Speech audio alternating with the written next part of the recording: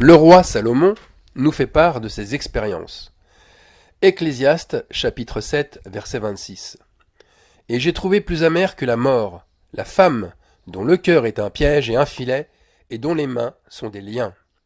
Celui qui est agréable à Dieu lui échappe, mais le pécheur est pris par elle.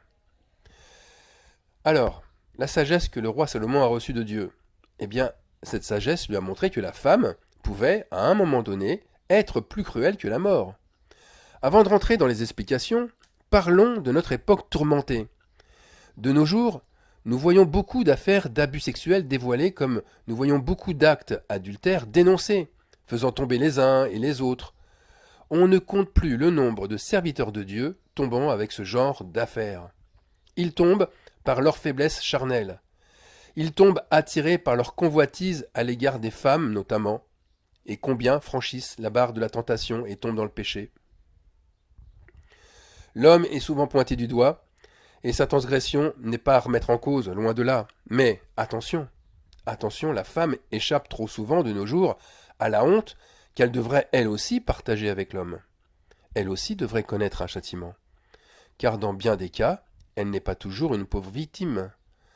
Et je sais que cela est malvenu de parler ainsi, aujourd'hui, mais c'est souvent elle qui a amorcé la tentation chez l'homme ou qui y a répondu favorablement.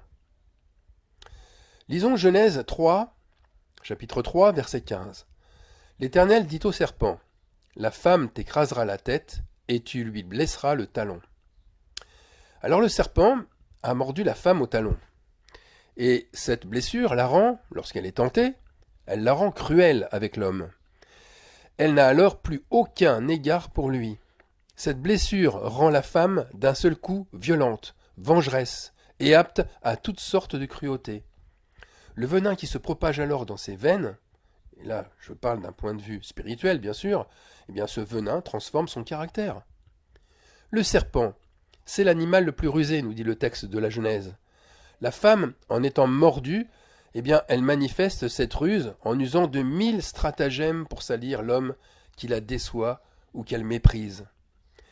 Elle le manipule, et elle parvient alors à le faire passer pour un goujat, puis à le traîner dans la boue, ou à le faire condamner. Alors bien sûr, ça n'est pas expliqué ainsi dans le livre de la Genèse, mais on comprend très bien qu'Ève reçoit cette malédiction en écrasant la tête du serpent. Alors maintenant, que signifie écraser la tête du serpent? Eh bien, cela signifie tout simplement vaincre le mal, le dénoncer, ou encore le dévoiler, le mettre en lumière. Eh bien, en dévoilant les mauvaises pratiques des hommes, la femme agira avec une cruauté extrême. La douleur au talon lui fera redoubler de méchanceté. Le wokisme, ce cruel mouvement puritain, qui est devenu très populaire en Occident, eh bien, le wokisme pousse exagérément à redonner à la femme des droits qu'elle n'a pas vis-à-vis de l'homme. Et il la fait passer pour une victime, là où justement elle tend ses filets pour piéger l'homme.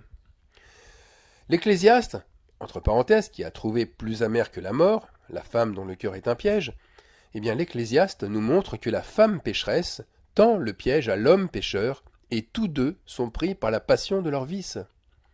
Mais au final, la réputation de l'homme, elle sera tellement dévastatrice pour lui qu'il aurait préféré la mort à ce terrible déshonneur. J'insiste encore sur ce point important. Personne n'est invincible. Être propulsé ou se propulser soi-même à un ministère, qu'il s'agit de prophètes, d'apôtres ou encore d'évangélistes, ou encore de docteurs, de pasteurs ou d'évêques, mais ça ne rend pas le serviteur de Dieu invincible. Penser que Dieu le protège, même s'il pêche parce qu'il œuvre pour une mission de grand intérêt, mais c'est faux. C'est un excès, non pas de confiance en soi, ni de foi, mais c'est un excès d'estime de soi et d'arrogance. Le diable, à ce moment-là, insuffle à l'homme cette idée-là. Tu as la foi, rien ne peut te combattre et te vaincre. Donc, fais ce qu'il te semble bon. Le récit de Samson dans la Bible, eh bien, c'est un exemple flagrant de ce péché d'invincibilité. Samson devient juge en Israël, et il a pour vocation de combattre l'ennemi philistin qui est là, dominateur depuis 40 ans. Et ce juge a pour mission de commencer à chasser l'ennemi. Ça, c'est ce qu'on lit au chapitre 13, verset 5 du livre des Juges. Et chasser l'ennemi, pour permettre ensuite aux Israélites de rétablir l'alliance qui a été rompue avec Dieu. Or, Samson ne sera pas totalement intègre, car il souhaitera vaincre à sa manière, par le moyen du jeu, par la vengeance ou encore par le mensonge. Et il se laissera même prendre par l'ennemi. Dans le livre des juges, à partir du chapitre 13, on nous présente Samson comme un juge prédestiné. Et dès le commencement, Samson est consacré par Dieu dans le ventre de sa mère. Un ange de Dieu vient annoncer aux parents que leur fils ne devra jamais avoir la tête rasée parce qu'il est consacré. Mais alors qui pourrait le terrasser? Aucun humain. Aucun humain n'en a la possibilité, sauf si bien sûr lui-même, Samson, ouvre une brèche. Et Samson aime les femmes, voilà la brèche. Il aime les femmes et surtout il aime les femmes des Philistins. C'est donc en toute logique une femme, Delilah, issue du peuple philistin, dont il tombera amoureux, qui va le faire tomber. Par 4 fois, elle placera son piège et tendra son filet pour le lier. Et lors des 3 premières tentatives, Samson résistera jusqu'à mentir sur l'origine de sa force. Et, entre parenthèses, toujours en jouant au plus fort avec les autres. Mais la 4e fois, cette fois-là, il succombera à la tentation. Il confessera à Delilah que si sa tête est rasée, il perdra son invincibilité. Et Delilah alors le prendra dans ses bras pour l'endormir, et appellera un homme pour lui raser les 7 tresses de sa tête. Puis Delilah informera le camp philistin que Samson est devenu invulnérable. Alors la tentation, elle n'est pas comme on pourrait le croire. Elle n'est pas dans la séduction opérée par Delilah. Non, non. La tentation provient surtout du fait que Samson se croit invulnérable. Et que, ivre de sa mégalomanie, Samson s'est trahi lui-même. Il en est arrivé à se croire et à croire qu'il peut tout se permettre. Et que, cheveux ou pas cheveux, rien ne peut l'atteindre, parce que l'Esprit de Dieu est sur lui. Or, l'Esprit de Dieu le quittera en même temps que ses cheveux, et son châtiment sera cruel. Il sera emprisonné à Gaza, il aura les yeux crevés par l'ennemi, il sera durement enchaîné, et voué au travail forcé en faisant tourner la meule de la prison. Mais la chose qui est très importante, c'est que Dieu n'avait pas voulu cela pour lui. Sa destinée devait être plus douce et sans cesse semée de victoires et de réussites. Mais il ne devait faire confiance qu'à son Dieu, et non à ses désirs charnels, et bannir, bien entendu, ses jeux d'amour et de pouvoir. Alors lui, Samson, pécheur, a été pris dans les filets de cette femme qu'il aimait et qui l'a trahi. Ça veut dire que on doit recevoir une leçon de tout ça. Quelle leçon devons-nous tirer de ce récit pour un disciple de Jésus-Christ?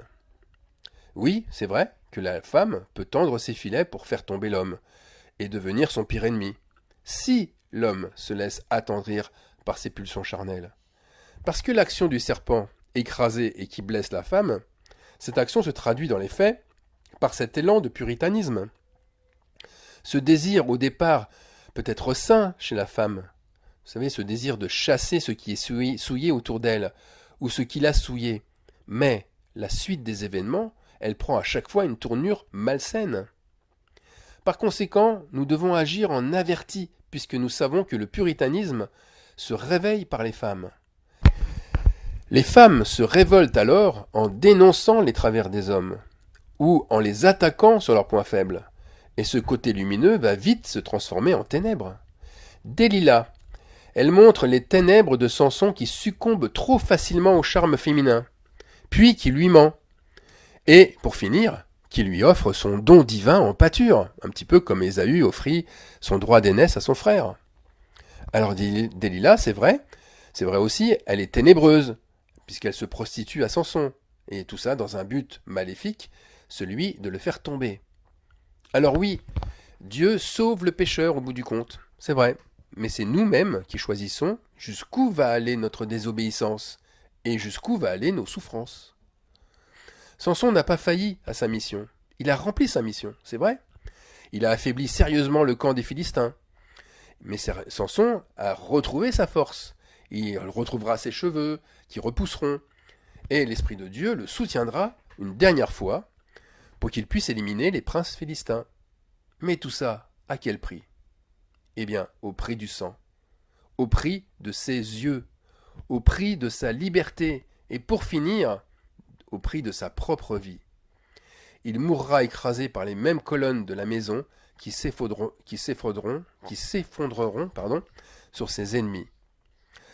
Alors, sa prédestination est bien effective, puisqu'il devait, c'est vrai, exterminer les Philistins.